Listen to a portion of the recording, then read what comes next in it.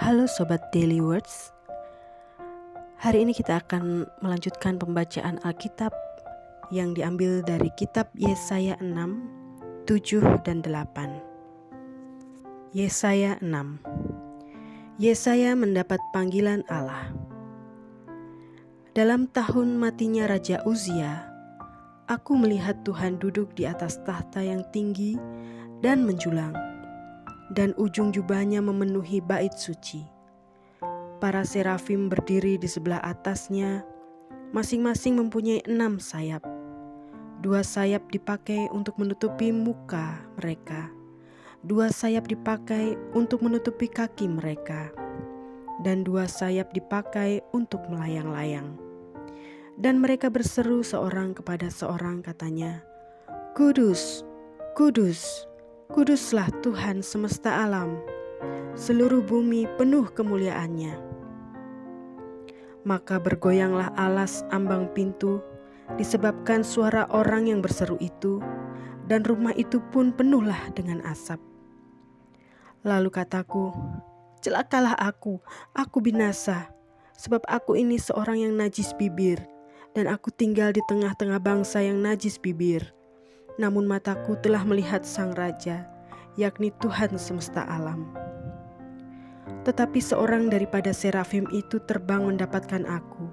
Di tangannya ada bara yang diambilnya dengan sepit dari atas mezbah.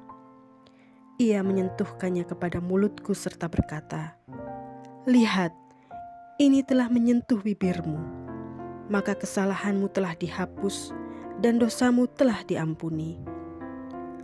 Lalu aku mendengar Tuhan berkata, "Siapakah yang akan kuutus, dan siapakah yang mau pergi untuk aku?" Maka sahutku, "Ini aku, utuslah aku." Kemudian firman-Nya, "Pergilah dan katakanlah kepada bangsa ini, dengarlah sungguh-sungguh, tetapi mengerti, jangan. Lihatlah sungguh-sungguh, tetapi menanggap, jangan. Buatlah hati bangsa ini keras, dan buatlah telinganya berat mendengar, dan buatlah matanya melekat tertutup, supaya jangan mereka melihat dengan matanya, dan mendengar dengan telinganya, dan mengerti dengan hatinya, lalu berbalik dan menjadi sembuh." Kemudian aku bertanya, "Sampai berapa lama ya Tuhan?" Lalu jawabnya, "Sampai kota-kota telah lengang sunyi sepi, tidak ada lagi yang mendiami, dan di rumah-rumah tidak ada lagi manusia, dan tanah menjadi sunyi dan sepi. Tuhan akan menyingkirkan manusia jauh-jauh, sehingga hampir seluruh negeri menjadi kosong. Dan jika di situ masih tinggal 1/10 dari mereka, mereka harus sekali lagi ditimpa kebinasaan. Namun keadaannya akan seperti pohon beringin dan pohon jawi-jawi, yang tunggulnya tinggal berdiri pada waktu ditebang, dan dari tunggul itulah akan keluar tunas yang kudus." Yesaya 7, Yesaya dan Raja Ahaz. Dalam zaman Ahaz bin Yotam bin Uzia, Raja Yehuda, maka Rezin Raja Aram dengan Pekah bin Remalia Raja Israel maju ke Yerusalem untuk berperang melawan kota itu. Namun mereka tidak dapat mengalahkannya. Lalu diberitahukanlah kepada keluarga Daud, "Aram telah berkemah di wilayah Efraim." Maka hati Ahaz dan hati rakyatnya gemetar ketakutan seperti pohon-pohon hutan bergoyang ditiup angin. Berfirmanlah Tuhan kepada Yesaya, "Baiklah engkau keluar menemui Ahaz, engkau dan Syar-Yashub anakmu laki-laki, ke ujung saluran kolam atas, ke jalan raya pada padang tukang penatu, dan katakanlah kepadanya, teguhkanlah hatimu dan tinggallah tenang. Janganlah takut dan janganlah hatimu kecut. Karena kedua puntung kayu api yang berasap ini, yaitu kepanasan amarah Rezin dengan Aram dan anak Remalia. Oleh karena Aram dan Efraim dengan anak Remalia telah merancang yang jahat atasmu dengan berkata, "Marilah kita maju menyerang Yehuda dan menakut-nakutinya serta merebutnya, kemudian mengangkat anak Tabael sebagai raja di tengah-tengahnya." Maka beginilah firman Tuhan Allah, tidak akan sampai hal itu dan tidak akan terjadi. Sebab Damsyik ialah ibu kota Aram dan Rezin ialah kepala Damsyik. Dalam 65 tahun Efraim akan pecah, tidak menjadi bangsa lagi. Dan Samaria ialah ibu kota Efraim, dan anak Remalia ialah kepala Samaria. Jika kamu tidak percaya, sungguh kamu tidak teguh jaya. Pemberitaan mengenai Immanuel. Tuhan melanjutkan firman-Nya kepada Ahaz, katanya, "Mintalah suatu pertanda dari Tuhan Allahmu, biarlah itu sesuatu dari dunia orang mati yang paling bawah, atau sesuatu dari tempat tertinggi yang di atas." Tetapi Ahaz menjawab, "Aku tidak mau meminta, aku tidak mau mencobai Tuhan." Lalu berkatalah Nabi Yesaya, "Baiklah, dengarkan, hai keluarga Daud. Belum cukupkah kamu melelahkan orang, sehingga kamu melelahkan Allahku juga? Sebab itu Tuhan sendirilah yang akan memberikan kepadamu suatu pertanda. Sesungguhnya seorang perempuan muda mengandung dan akan melahirkan seorang anak laki-laki, dan ia akan menamakan dia Immanuel.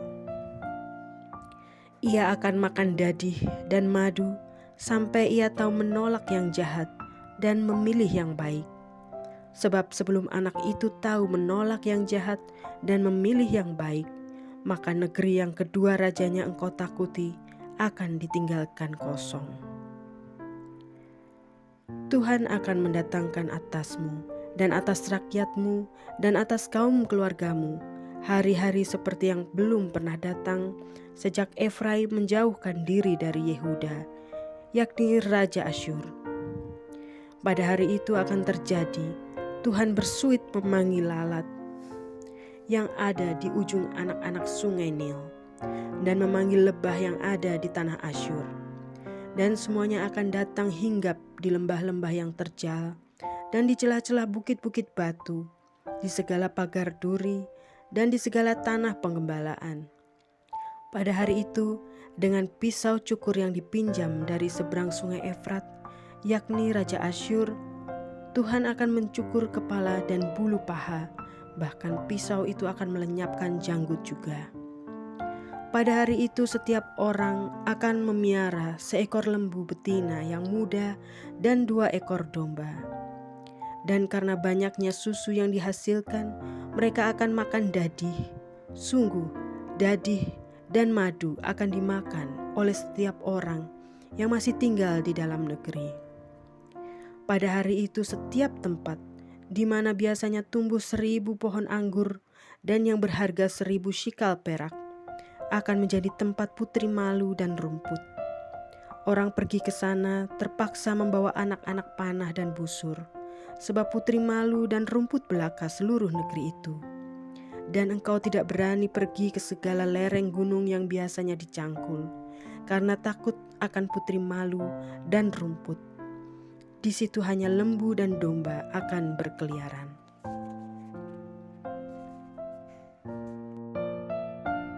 Yesaya 8. Anak Nabi sebagai tanda. Berfirmanlah Tuhan kepadaku, ambillah sebuah batu tulis besar dan tuliskanlah di atasnya dengan tulisan biasa, Maher Shalal Hasbas. Maka aku memanggil 2 saksi yang dapat dipercaya, yaitu Imam Uria dan Zakaria bin Yeberekia. Kemudian aku menghampiri istriku. Ia mengandung dan melahirkan seorang anak laki-laki. Lalu berfirmanlah Tuhan kepadaku, namailah dia Maher Shalal Hasbas, sebab sebelum anak itu tahu memanggil bapa, ibu, maka kekayaan Damsyik dan jarahan Samaria akan diangkut di depan Raja Asyur. Penyerbuan Asyur ke Yehuda. Tuhan melanjutkan lagi firman-Nya kepadaku, oleh karena bangsa ini telah menolak air Shiloh yang mengalir lamban, dan telah tawar hati terhadap Rezin dan anak Remalia. Sebab itu sesungguhnya Tuhan akan membuat air sungai Efrat yang kuat dan besar meluap-luap atas mereka, yaitu Raja Asyur dengan segala kemuliaannya. Air ini akan meluap melampaui segenap salurannya, dan akan mengalir melampaui segenap tebingnya, serta menerobos masuk ke Yehuda, ibarat banjir yang meluap-luap hingga sampai ke leher. Dan sayap-sayapnya yang dikembangkan akan menutup seantero negerimu, ya Immanuel. Ketahuilah hai bangsa-bangsa, dan terkejutlah. Perhatikanlah ya segala pelosok bumi, berikat pingganglah dan terkejutlah. Berikat pingganglah dan terkejutlah. Buatlah rancangan, tetapi akan gagal juga.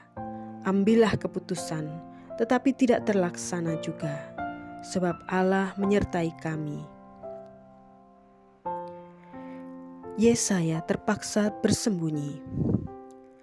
Sebab beginilah firman Tuhan kepadaku ketika tangannya menguasai aku, dan ketika ia memperingatkan aku supaya jangan mengikuti tingkah laku bangsa ini.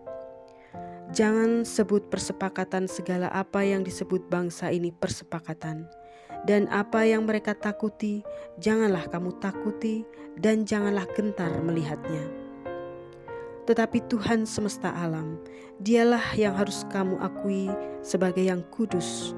Kepadanya lah harus kamu takut, dan terhadap dialah harus kamu gentar.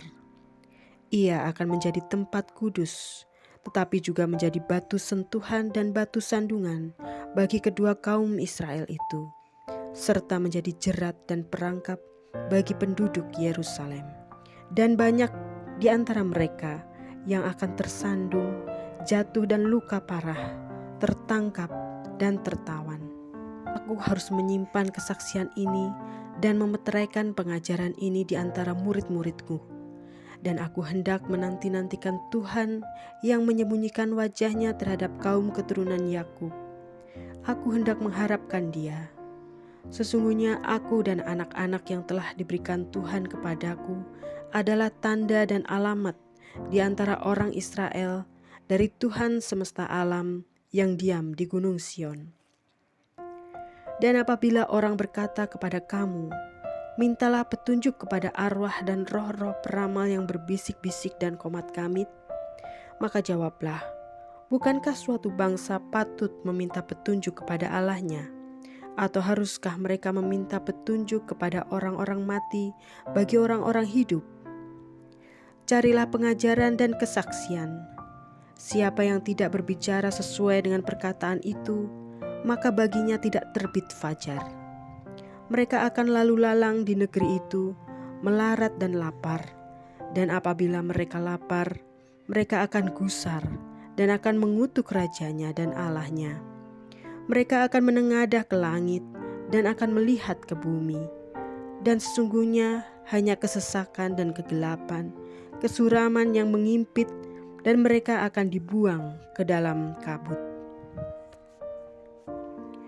Kelahiran Raja Damai. Tetapi tidak selamanya akan ada kesuraman untuk negeri yang terimpit itu. Kalau dahulu Tuhan merendahkan tanah Zebulon dan tanah Naftali, maka di kemudian hari Ia akan memuliakan jalan ke laut, daerah seberang sungai Yordan, wilayah bangsa-bangsa lain.